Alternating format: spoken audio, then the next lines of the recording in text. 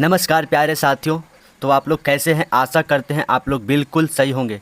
तो इस वीडियो में आप सभी के लिए भूगोल का ऐसे 35 प्रश्न को लाए हैं जो कि आपके एग्ज़ाम के लिए बहुत ही महत्वपूर्ण होने वाले हैं। और यह प्रश्न एग्ज़ाम में कहीं न कहीं पूछे गए सवाल है और आगे पूछे जाने की संभावना इससे कहीं ज़्यादा है। तो आप इस वीडियो में लास्ट तक बने रहें। और आप जिस भी एग्ज़ाम की तैयारी कर रहे हैं, जैसे में एसएससी बिहार हो गया, बिहार का एग्ज़ाम हो गया, एसएससी हो गया और आरआरबी टेक्नीशियन हो गया, आप जिस भी एग्ज़ाम की तैयारी कर रहे हैं तो आपके लिए वीडियो रामबाण साबित होने वाला है। तो यहाँ पे देखिए आपके सामने भारत का मानचित्र है, ठीक है। तो इसमें देख लीजिएगा आप रोक कर वीडियो को, कहाँ पे कौन सा जो है वो राज्य है। तो चलिए हम लोग इस वीडियो को स्टार्ट करते हैं।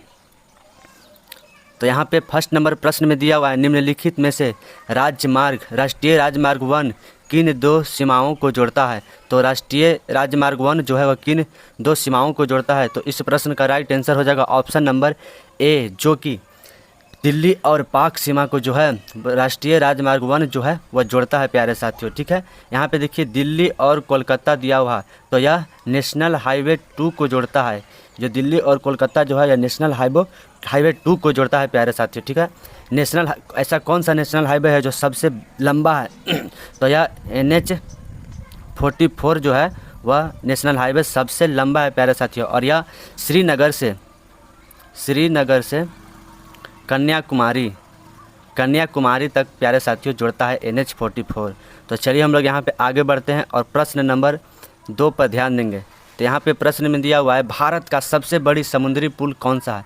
तो भारत का सबसे बड़ा समुद्री पुल कौन सा है? तो यह हाल ही फिलहाल में निर्माण किया गया है। तो यह समुद्री पुल कौन सा है? तो इस प्रश्न का राइट आंसर हो जाएगा ऑप्शन नंबर जो कि बी, अटल सेतु जो है वह भारत का सबसे बड़ा समुद्री पुल है प्यारे साथियों, ठीक है। और उसकी लंबाई जो है 1.6 किलोमीटर है प्यारे साथियों, 1.6 किलोमीटर है अटल सेतु को। और यह जो है मुंबई प्लस नवी मुंबई को जोड़ता है यह अटल सेतु पुल प्यारे साथियों, ठीक है।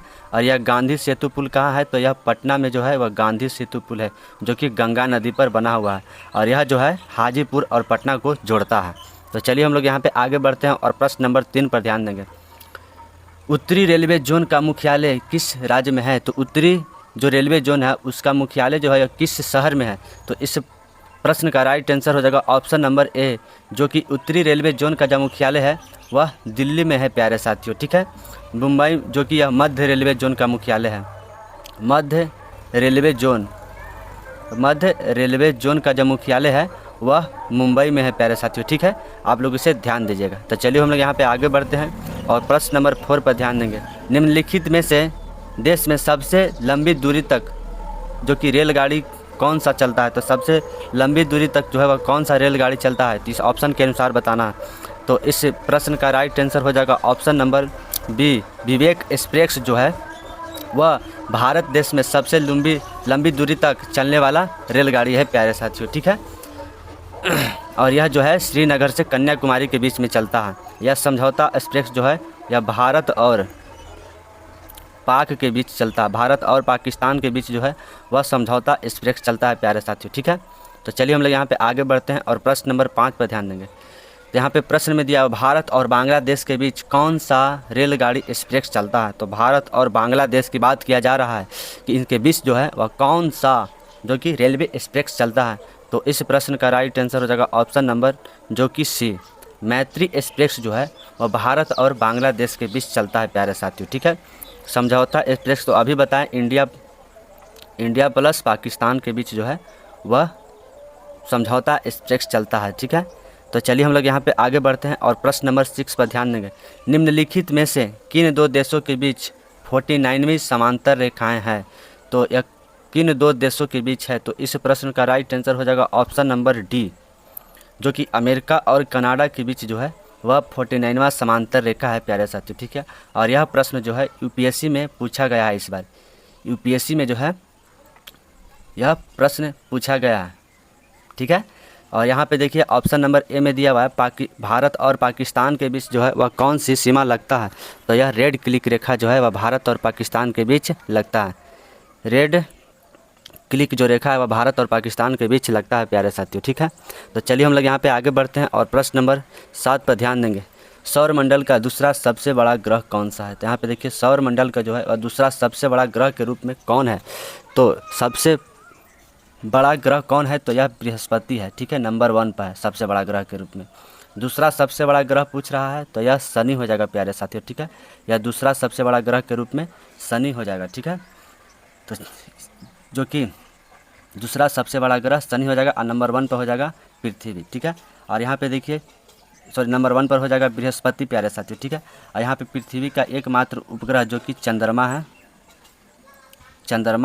और यहाँ पे मंगल का 2 उपग्रह कौन सा है? तो फोबोस और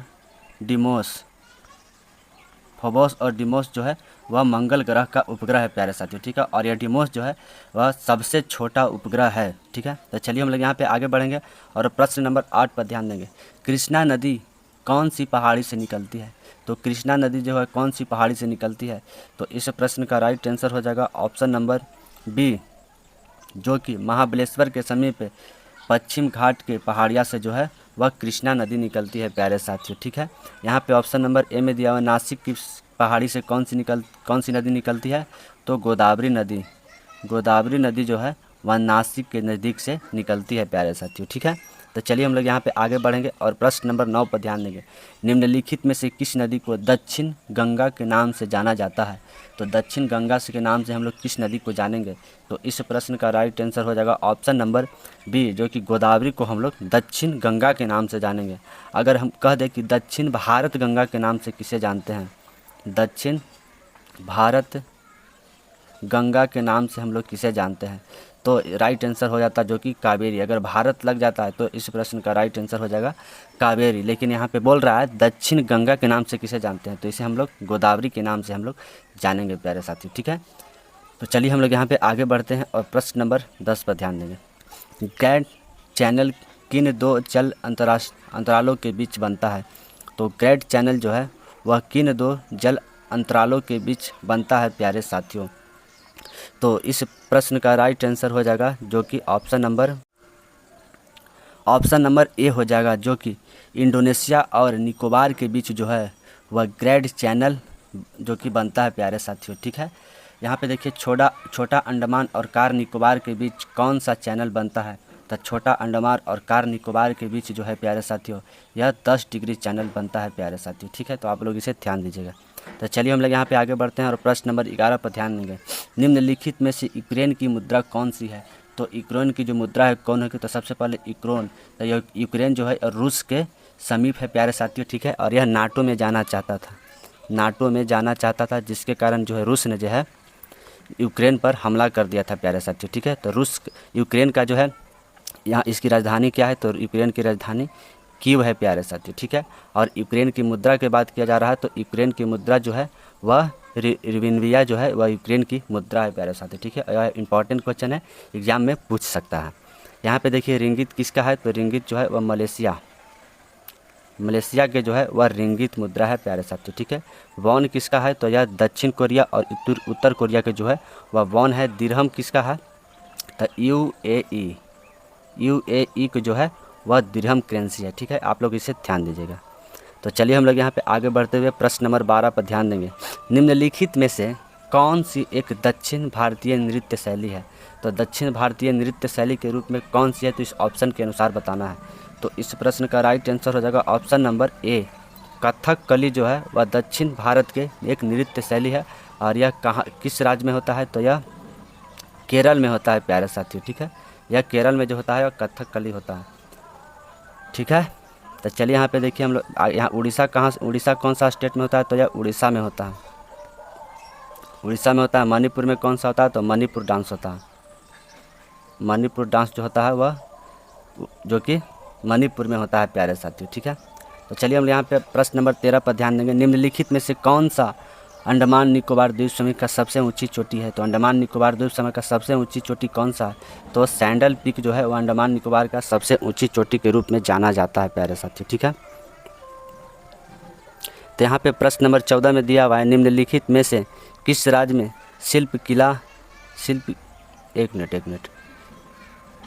निम्नलिखित में से किस राज्य में शिल्प किला दर्रा स्थित है?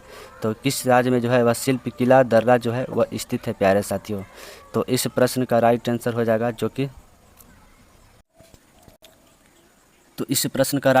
जाएगा ऑप्शन नंबर ए, जो कि हिमाचल प्रदेश में जो है वह शिल्प किला दर्रा जो है स्थित है प्यारे साथियों। ठीक है, तो यहाँ पे हम लोग जम्मू कश्मीर के बारे में समझेंगे। तो जम्मू कश्मीर में कौन सा दर्रा स्थित है? तो यहाँ पे जो है वह जोजिला दर्रा जो है स्थित है। जोजिला दर्रा जो है वह जम्मू कश्मीर में स्थित है प्यारे साथियों। ठीक है, तो चलिए हम लोग यहाँ पे आगे बढ़ते हैं और प्रश्न नंबर 15 पर ध्यान देंगे। तो यहाँ पे प्रश्न में दिया हुआ निम्नलिखित में से किस राज्य में यांग याप दर्रा स्थित है? तो यांग याप दर्रा जो है किस राज्य में स्थित है? तो इस प्रश्न का राइट आंसर हो जाएगा ऑप्शन नंबर ए, जो कि अरुणाचल प्रदेश में जो है यांग याप दर्रा जो है वह स्थित है प्यारे साथियों। ठीक है, सिक्किम में कौन सा दर्रा स्थित है? तो सिक्किम में जो है नाथुला दर्रा जो है यह सिक्किम में स्थित है प्यारे साथियों। ठीक है, तो आप लोग इसे ध्यान दीजिएगा। जम्मू कश्मीर में अभी बताएं हैं कि जो जिला दर्रा जो है वह जम्मू कश्मीर में स्थित है प्यारे साथियों। ठीक है, तो चलिए हम लोग यहाँ पे आगे बढ़ते हैं और प्रश्न नंबर 16 पर ध्यान देंगे। भारत और म्यांमार को कौन सी पहाड़ियाँ जो है वह अलग करती है? तो भारत और म्यांमार को जो है वह कौन सी पहाड़ियाँ जो है वह अलग करती है प्यारे साथियों? तो इस प्रश्न का राइट आंसर हो जाएगा जो कि भारत और म्यांमार को जो है पटकाई की पहाड़ियाँ जो है वह अलग करती है प्यारे साथियों। ठीक है, तो आप लोग इसे ध्यान दीजिएगा। यहाँ पे देखिए ऑप्शन नंबर ए में दिया हुआ है पाक जल संधि। तो पाक जल संधि जो कि भारत और श्रीलंका को जो अलग करती है वह पाक जल संधि करती है प्यारे साथियों। ठीक है, तो आप लोग इस बात को जरूर ध्यान दीजिएगा। तो चलिए हम लोग यहाँ पे आगे बढ़ते हैं और प्रश्न नंबर 17 पर ध्यान देंगे। निम्नलिखित में से उत्तराखंड में कौन सी जनजातियाँ पाई जाती है? तो निम्नलिखित में से उत्तराखंड में जो है वह कौन सी जनजातियाँ पाएगी? तो यहाँ पे देखिए ऑप्शन नंबर ए में दिया हुआ है भाटिया, ऑप्शन नंबर बी में दिया हुआ है बकरवाल और ऑप्शन नंबर सी में दिया हुआ है जैन-सारी। तो इस प्रश्न का राइट आंसर हो जाएगा जो कि ऑप्शन नंबर डी, जो कि उपरोक्त में से जो तीनों जो है वह उत्तराखंड में जनजातियाँ पाई जाती है। भाटिया पाई जाती भी है और बकरवाल भी पाई जाती है और जैन-सारी भी पाई जाती है प्यारे साथियों। ठीक है, तो आप लोग इसे ध्यान दीजिएगा। ठीक है, तो चलिए हम लोग यहाँ पे आगे बढ़ते हैं और प्रश्न नंबर जो कि 18 पर ध्यान देंगे। तो निम्नलिखित में से किस राज्य में कर्क रेखा गुजरती है? तो कर्क रेखा जो है वह किस राज्य में गुजरती है? तो भारत में जो है वह कर्क रेखा 8 राज्यों से होकर गुजरती है प्यारे साथियों। ठीक है, तो आप लोग इसे बात पर ज़रूर ध्यान दीजिएगा। 8 राज्यों से होकर गुजरती है। तो यहाँ पे देखिए भारत में जो है कौन कौन से राज्य है? तो यहाँ पे देखिए ऑप्शन नंबर ए में दिया हुआ है गुजरात, मिजोरम और ऑप्शन नंबर सी में त्रिपुरा और ऑप्शन नंबर डी में हो जाएगा पश्चिम बंगाल। ये चारों राज्य से जो है वह कर्क रेखा गुजरती है। और यहाँ पे इस आगे हो जाएगा झारखंड, उसके बाद हो जाएगा छत्तीसगढ़ हो जाएगा, उसके बाद हो जाएगा गुजरात हो जाएगा, उसके बाद राजस्थान। सब नोट कर लीजिएगा प्यारे साथी। ठीक है, ये 8 राज्य से जो है वह कर्क रेखा गुजरती है। ठीक है, तो चलिए हम लोग यहाँ पे आगे बढ़ते हैं और प्रश्न नंबर 19 पर ध्यान देंगे। भारत में कुल कितने राज्य पड़ोसी देशों के साथ सीमा साझा करती है? तो भारत में जो है वह कुल कितने राज्य जो है वह पड़ोसी देशों के साथ सीमा साझा करती है? तो भारत का जो कुल कितने, तो 16 राज्य जो है वह पड़ोसी देशों के साथ जो है वह सीमा साझा करती है प्यारे साथी। ठीक है, तो यह जो प्रश्न है इंपॉर्टेंट है, तो आप लोग ध्यान दीजिएगा। तो यहाँ पे चलिए हम लोग यहाँ पे आगे बढ़ते हैं और प्रश्न नंबर 20 पर ध्यान देंगे। कान्हा किसली राष्ट्रीय उद्यान किस राज्य में स्थित है? तो कान्हा किसली राष्ट्रीय उद्यान जो है किस राज्य में स्थित है? तो इस प्रश्न का राइट आंसर हो जाएगा option number B, Madhya Pradesh में जो है वह कान्हा किसली राष्ट्रीय उद्यान स्थित है प्यारे साथी। ठीक है, यहाँ पे ऑप्शन नंबर ए में दिया हुआ है। तो यहाँ पे कौन सा राष्ट्रीय उद्यान है? तो यहाँ पे गिर राष्ट्रीय उद्यान जो है वह गुजरात में स्थित है प्यारे साथी। ठीक है, यहाँ पे ऑप्शन नंबर सी में दिया हुआ है कर्नाटक। तो कर्नाटका में कौन सा राष्ट्रीय उद्यान है? तो यहाँ पे बांदीपुरी राष्ट्रीय उद्यान जो है वह कर्नाटका में स्थित है। तो ठीक है, हम लोग यहाँ पे आगे बढ़ते हैं और प्रश्न नंबर 21 पर ध्यान देंगे। निम्नलिखित में से अष्टमुंडी झील भारत के किस राज्य में है? तो अष्टमुंडी जो झील है वह भारत के किस राज्य में है? तो इस प्रश्न का राइट आंसर हो जाएगा ऑप्शन नंबर ए, जो कि केरल में जो है वह अष्टमुंडी झील पाई जाती है। ठीक है, तो केरल में एक और झील है प्यारे साथियों, वो कौन सा है? तो पेरियार झील जो है जो कि यह केरल में ही स्थित है। तो ठीक है, तो आप लोग यहाँ पे ध्यान दीजिएगा अष्टमुंडी झील और परियार झील जो कि केरल में है प्यारे साथियों। ठीक है, यहाँ पे देखिए ऑप्शन नंबर बी में दिया हुआ है, तो यहाँ पे महाराष्ट्र में कौन सा झील है, तो लोनार झील जो है वह महाराष्ट्र में है। लोनार झील महाराष्ट्र में। तो चलिए हम लोग यहाँ पे आगे बढ़ते हैं और प्रश्न नंबर 22 पर ध्यान देंगे। निम्नलिखित में से वान सागर बहुउद्देशीय परियोजना किस नदी पर है, तो वान सागर बहुउद्देशीय परियोजना जो है वो किस नदी पर है, तो इस प्रश्न का राइट आंसर हो जाएगा ऑप्शन नंबर ए, जो कि कांग सावती नदी पर जो है, कांग सावती नदी पर जो है वह वान सागर बहुउद्देशीय परियोजना स्थित है प्यारे साथियों। ठीक है, तो यहाँ पे हम लोग सतलुज नदी पर कौन सा परियोजना है, तो सतलुज नदी पर जो है भाखड़ा नागल परियोजना, भाखड़ा नागल परियोजना जो है वह सतलुज नदी पर है प्यारे साथियों। ठीक है, तो हीराकुंड परियोजना किस नदी पर है, तो यह महानदी पर जो है वह हीराकुंड परियोजना स्थित है। ठीक है, तो चलिए हम लोग यहाँ पे आगे बढ़ते हैं और प्रश्न नंबर 23 पर ध्यान देंगे। तो यहाँ पे प्रश्न में दिया हुआ निम्नलिखित में से गुलाबी क्रांति किस उत्पादन से संबंधित है, तो गुलाबी क्रांति जो है किस उत्पादन से संबंधित है, तो यहाँ पे ऑप्शन नंबर ए में दिया हुआ है मछली उत्पादन, ऑप्शन नंबर ए में दिया हुआ है झींगा उत्पादन, और ऑप्शन नंबर डी में दिया हुआ है प्याज उत्पादन। तो यहाँ पे देखिए गुलाब क्रांति जो है, जो कि हम मछली उत्पादन, झींगा उत्पादन और प्याज उत्पादन, ये तीनों से संबंधित है प्यारे साथियों। ठीक है, तो इस प्रश्न का राइट आंसर हो जाएगा ऑप्शन नंबर डी, जो कि उपरोक्त में से सभी हो जाएंगे, जो कि गुलाब क्रांति जो है वह मछली उत्पादन, झींगा उत्पादन और प्याज उत्पादन से संबंधित है। हरी क्रांति के जनक कौन थे, हरी क्रांति के जनक कौन थे प्यारे साथियों। ठीक है, तो हरी क्रांति के जनक वह एस स्वामीनाथन जो है वह हरी क्रांति के जनक थे प्यारे साथियों। ठीक है, तो आप लोग इसे ध्यान देंगे।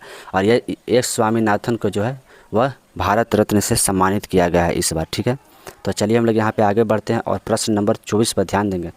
तो निम्नलिखित में से भारत में सीमेंट उत्पादन में सर्वप्रथम कौन सा राज्य था, तो सीमेंट उत्पादन सर्वप्रथम किस राज्य में किया गया था, तो इस प्रश्न का राइट आंसर हो जाएगा ऑप्शन नंबर ए, जो कि सीमेंट उत्पादन का प्रथम कारखाना जो है वह चेन्नई में खोला गया था प्यारे साथियों। ठीक है, बिहार में कौन सा खोला गया था, तो बिहार में जो है जो कि चीनी मिल खोला गया था। चीन का जो मिल है, चीनी के लिए जो मिल है वह बिहार में सर्वप्रथम खोला गया था प्यारे साथियों। ठीक है, तो चलिए हम लोग यहाँ पे आगे बढ़ते हैं और प्रश्न नंबर 25 पर ध्यान देंगे। टिक्का रोग निम्नलिखित में से किस फसल से संबंधित है, तो टिक्का रोग जो है वह निम्नलिखित में से किस फसल से है जो संबंधित है, तो इस प्रश्न का राइट आंसर हो जाएगा ऑप्शन नंबर डी, मूंगफली जो है इससे कौन सा रोग होता है, तो यह टिक्का रोग होता है प्यारे साथियों। ठीक है, तो आप लोग यहाँ पे ध्यान दीजिएगा। चावल खाने से कौन सा रोग होता है, वो भी कौन सा चावल, तो पॉलिश चावल खाने से जो है वह बेरी रोग होता है, बेरी रोग होता है। बेरी रोग किसके कारण होता है, तो विटामिन B1 के कारण जो है वह बेरी रोग होता है प्यारे साथियों। ठीक है, तो चलिए हम लोग यहाँ पे आगे बढ़ते हैं और प्रश्न नंबर 26 पर ध्यान देंगे। निम्नलिखित में से अग्नाशय चट्टान से किस चीज़ का निर्माण किया जा सकता है, तो अग्नाशय चट्टान से हम लोग किस चीज़ का निर्माण कर सकते हैं, तो ग्रेफाइट जो है इसके निर्माण करेंगे। और दूसरा में हो जाएगा ग्रेफाइट के बाद हो जाएगा बेसाल्ट चट्टान जो है, जो कि अग्नाशय चट्टान से निर्माण होता है। तो इस प्रश्न का राइट आंसर हो जाएगा ऑप्शन नंबर बी, जो कि अग्नाशय चट्टान को हम लोग ग्रेफाइट के चट्टान से नाम से हम लोग जानते हैं। और इस अग्नाशय चट्टान को हम लोग प्राथमिक चट्टान कहते हैं। प्राथमिक चट्टान जो है हम लोग अग्नाशय चट्टान के नाम से हम लोग जानते हैं प्यारे साथियों। ठीक है, तो चलिए हम लोग यहाँ पे आगे बढ़ेंगे और प्रश्न नंबर जो कि 27 पर ध्यान देंगे। निम्नलिखित में से मिस्र की राजधानी क्या है, तो निम्नलिखित में से मिस्र की जो राजधानी वह क्या है, तो इस प्रश्न का राइट आंसर हो जाएगा ऑप्शन नंबर बी, मिस्र की राजधानी जो कि काहिरा के नाम से जाना जाता है प्यारे साथियों। ठीक है, बीजिंग कहाँ की राजधानी है, तो बीजिंग जो है वह चीन की राजधानी है प्यारे साथियों। ठीक है, तो चलिए यहाँ पे देखिए बगदाद दिया हुआ है, तो बगदाद जो है वह इराक की राजधानी कहाँ है, तो बगदाद है, इराक की राजधानी बगदाद है।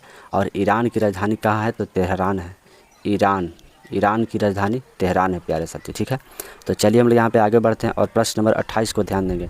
सिंधु नदी का उद्गम स्थल कौन सा है, तो सिंधु नदी का जो है वह उद्गम स्थल जो है वह मानसरोवर झील है प्यारे साथियों। ठीक है, तो आप लोग इसे ज़रूर ध्यान दीजिएगा। यहाँ पे देखिए ऑप्शन नंबर सी में दिया हुआ गोसाईनाथ की चोटी से कौन सा नदी निकलती है, तो कोसी नदी जो है वह गोसाईनाथ के जो कि चोटी से निकलती है। और यह कोसी नदी बिहार में जो कि नदी है, और इसे बिहार का शोक नदी भी कहा जाता है प्यारे साथियों। ठीक है, तो यहाँ पे चलिए हम लोग आगे बढ़ते हैं और प्रश्न नंबर 29 पर ध्यान देंगे। तो यहाँ पे प्रश्न में दिया हुआ है, निम्नलिखित में से भिलाई स्टील पावर प्लांट जो कि किस देश के सहयोग से बनाया गया था।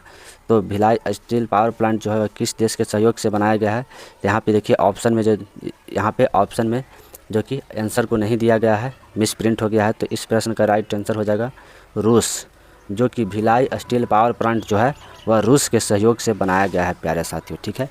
तो आप लोग इसे ज़रूर ध्यान दीजिएगा, यहाँ पे मिस प्रिंटिंग हो गया है। तो चलिए हम लोग यहाँ पे आगे बढ़ते हैं और प्रश्न नंबर 30 पर ध्यान देंगे। तो यहाँ पे प्रश्न में दिया हुआ है, भारत में ज्वालामुखी क्रिया से निर्मित झील कौन सा है। तो भारत में जो ज्वालामुखी से बनने वाला यहाँ पे ज्वालामुखी नहीं होगा प्यारे साथियों। तो भारत में जो है वह उल्का पिंड से जो बनने वाला झील कौन सा है। तो इस प्रश्न का राइट आंसर हो जाएगा ऑप्शन नंबर बी, जो कि भारत में उल्का पिंड से बनने वाला झील जो है वह लोनार झील है, और यह जो कि महाराष्ट्र में पाया जाता है, महाराष्ट्र में है प्यारे साथियों, ठीक है। तो आप लोग इसे ध्यान दीजिएगा। पेरियार झील कहाँ है, तो यह केरल में जो है वह पेरियार झील है प्यारे साथियों, ठीक है। यहाँ पे बुल्लर झील कहाँ है, तो जम्मू कश्मीर जो है वहाँ यहाँ पे जो है वह बुल्लर झील है, और इसे मीठे पानी के झील के नाम से हम लोग जानते हैं।